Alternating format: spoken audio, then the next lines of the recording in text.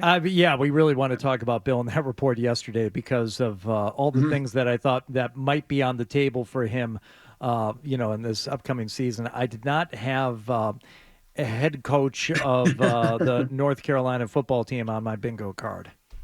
Yeah, I didn't either. But it was interesting. I got a text earlier in the week, and I sort of alluded to this on the midday show on Wednesday. Somebody had said to me who would know, yeah, Bill's coaching next year, whether it's high school, college, or pro. And I was like, what? And like then obviously the news yesterday, and I think I think it's sort of like I said last night, and the clip that you guys played there is sort of an illustration of where he is. Like he wants to coach next year. He's done a ton of research. One thing I didn't say there that I think is a very real factor here is I don't think he wants to go somewhere where he's going to have like some sort of structure or some front office or some team president shoved down his throat. Like I just don't think he's interested in that. And that doesn't mean he needs to pick every player, but I think he doesn't want to just, if he's going to take over an NFL team, like he wants it to be his process, his program.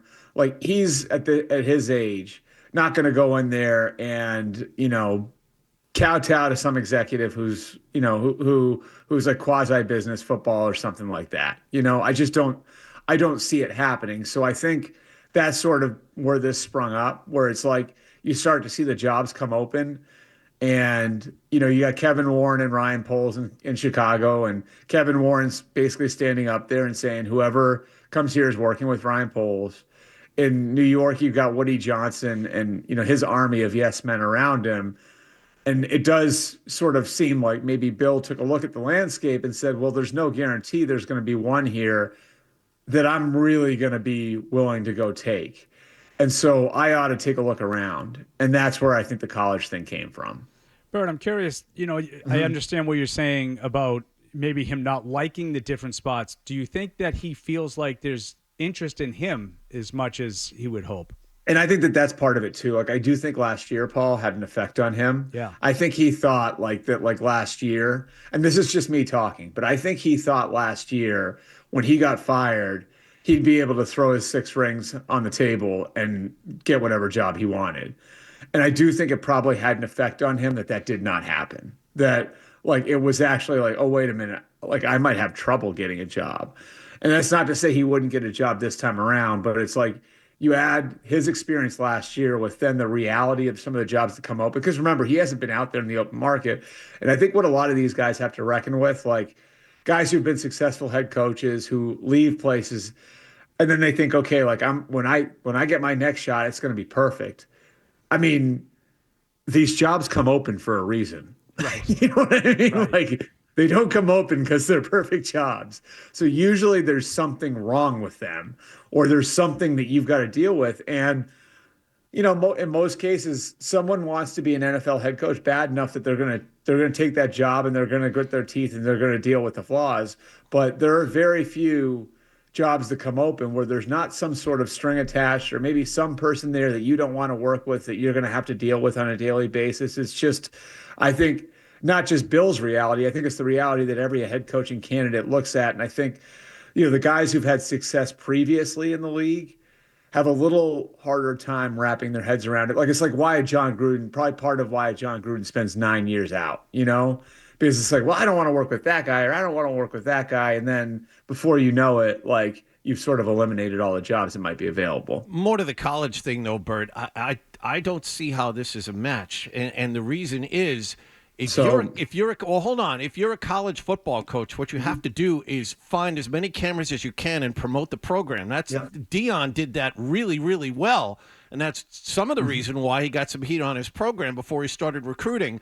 And I can't see Bill going into a living room to convince anyone of anything. And the way NIL and college transfer rules are now, there's no real thing of building a program. You do it year to year. And this is part of the reason that Bill's buddy Nick Saban got out of the business entirely. I don't see how this is a match. Do you know how many living rooms Deion Sanders has been in over the last couple of years? I read what you wrote yesterday, and the answer is 0. So, all right, take that out of it. But still, Bill has to promote his program. Yep. Right. Bill doesn't like doing that at all. So, like, I think, my understanding is he's done a ton of research into this, and my sense is he may believe that these rules would help. That it's become very much like an NFL model, like the transfer portal is free agency, the NIL is the salary cap, right? And he has experience with that stuff, and he can work with that stuff. And here's the other thing that was sort of pointed out to me that I thought I wasn't even really aware that this rule changed. I follow college football relatively closely, as you guys know. There was a rule that only, and this rule, and I knew about the old rule, had been there forever, that I think it's only like 9 or 10 coaches can be on the road recruiting, right? Like it's something like you designate 9 or 10 full-time coaches on your staff, and those are the only guys who can go out on the road and recruit. Well, now the rules changed this year where you can send whoever you want out on the road recruiting. So you could legitimately hire a staff to go do that for you and just hire coaches to coach. And so you could hire young guys to come in and do every bit of the on the road recruiting. And then all of your coaches could just be in the building coaching. So, like, I think that part of it is, I think that's a game changer for someone like Bill. But Bill still has to play nice with everybody. And that's Right, not something he does. But, like, you do have, if you're Bill, like, so here's the thing, though. Like, someone said to me last night that he thinks he could build a college program faster than a pro program, which you heard me say there, right? Yep. Here's why. He could go into the transfer portal and he could say to maybe there's a third-year player who's a 4th-round pick, or a 4th-year player who might go undrafted, but is a really good college football player. And he gets to go say to every one of those guys, come play for me for a year and your draft stock will jump. And probably legitimately be right about that. What's more powerful to sell than that? Like, he doesn't need to sell himself. He's Bill Belichick. See, you know what I mean? Like, he doesn't really need to. No, like, that's the part I'm wondering about. Like, with Deion Sanders, I can totally see why, a 20-year-old kid would be fascinated to play for Deion Sanders. Right.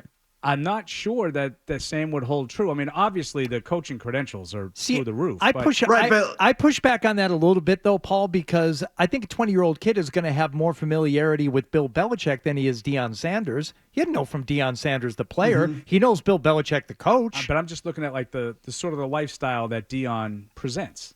But like what John's talking about, him being in front of the camera and promoting, and I just don't see Bill doing that. Paul, here's the thing, though. Like, if you're like a 20, 21-year-old, 22-year-old kid who might be like a fringe NFL prospect, I think it's like, I think it would be really attractive. That's a fair point. You know what I mean? He's going to prepare you more with his coaching acumen than the flashy guys. Yeah. Like, and then like I have that to sell to NFL teams. Like, now I've played for Bill Belichick. So if you're looking at me as like a 5th-round guard or a 4th-round linebacker, like, you're looking at me and you're saying, like, look, most of these kids, you're projecting them in the NFL, right?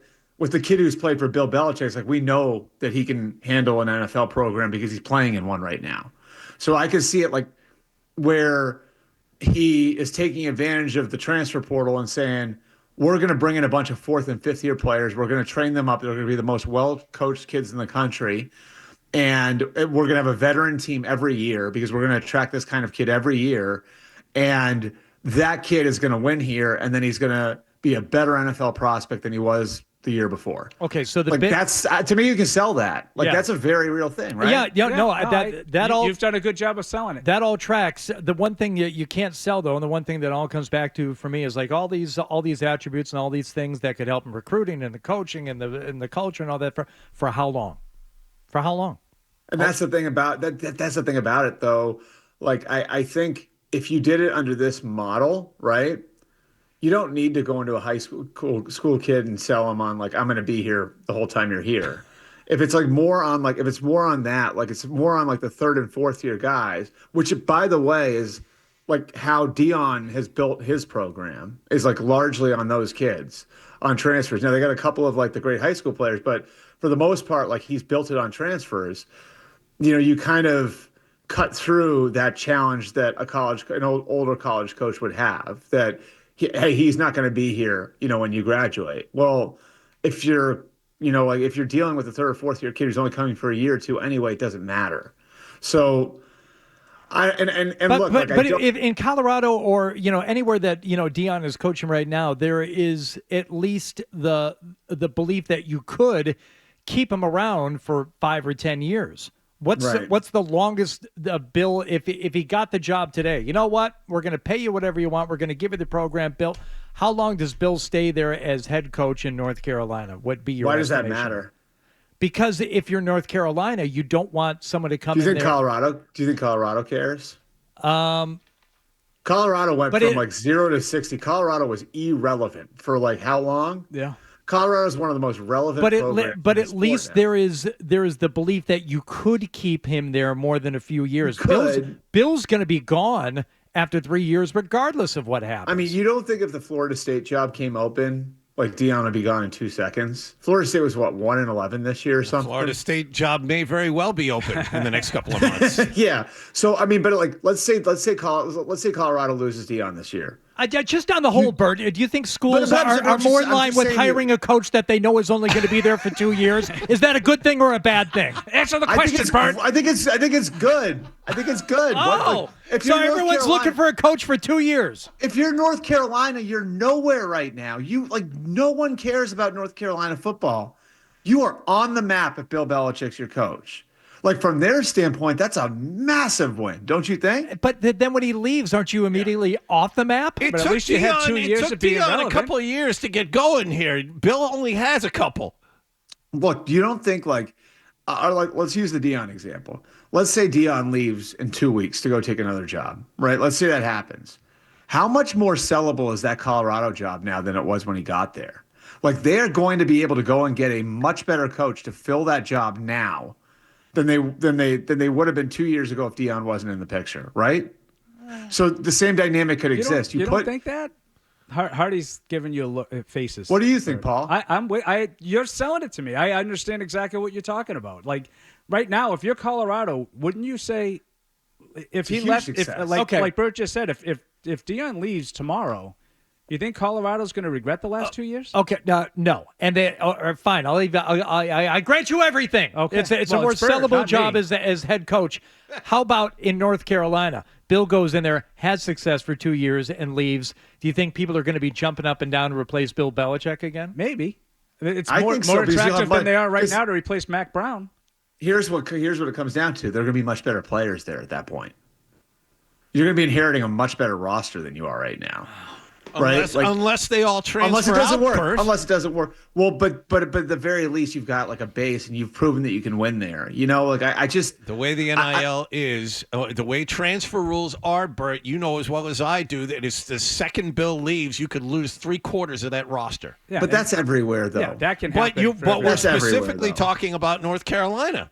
That's everywhere, though. I just don't know what the negative. If you're North Carolina, are you going to go hire the Coastal Carolina coach? You'd rather hire Bill. So much of this is the buzz that you can create around your program. That would create such an incredible amount of buzz around their program. You know what I mean? It's again the idea of this happening. I don't know. I look at whatever that school is in Tennessee that Eddie George is coaching at, and they're winning now. It's a historically black college in Nashville, and I can't remember the name of the school, but it's. I would never have heard of that school before, but Eddie George is coaching there. Tennessee Tech or one of those. All this is predicated though on the belief that he's going to go in there and kill it. What if he goes in there and he starts the season 1-5? Well, then it was, and then that's the risk you take. Yeah, everyone says, "Wow, now you just set us back another year by what were you thinking? Hiring a 72-year-old coach that wasn't going to be here anyway, and he just came in here and screwed things up even more." I think That's it's a Tennessee lot more, State, by the way. Tennessee Yeah, State. All right. I think a swing and a miss on Bill Belichick is pretty understandable. If you're the athletic director and that's the swing you take, and you were able to land Bill Belichick, I think you can explain that one away. If you like that clip, and how could you not? Check out more videos from Toucher and Hardy here. Point slightly up and to the left. For more Patriots analysis and opinion, hit this playlist. Point slightly down and to the left. And for the latest from the Sports Hub, download at 985thesportshub.com.